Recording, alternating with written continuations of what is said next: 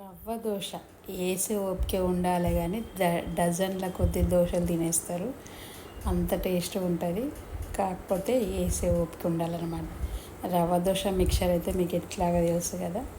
ఈక్వల్గా రవ్వ, బియ్యం పిండి, మైదా పిండి, అందులో కొంచెం పచ్చిమిర్చి, కారం, ఉల్లిపాయలేమో పెనం మీద వేసుకోవాలి. బాగా పెనం అయితే నీట్గా ఉండాలి.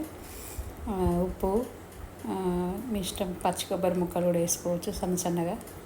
ఇంకా కొత్తిమీర, పుదీనా, కరివేపాకు కూడా వేసేసుకొని, జీలకర్ర వేసేసుకొని ఇంక ఇట్లా చాలా పల్చగా బ్యాటర్ చేసుకోవాలి. దాన్ని వేసుకొని ఇట్లా పెంక వేడి వేడిగా ఉండాలన్నమాట.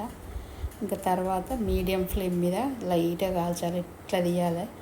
ఇది రవ్వ దోశను చాలా నాజుగ్గా తీయాలన్నమాట. చూడండి ఎంత నాజుగ్గా తీస్తేనే అంత బాగుంటుంది. లొట్టలు వేసుకుంటూ తింటారు. వితౌట్ చట్నీ కూడా అవసరమే లేదనమాట. చాలా బాగుంటుంది.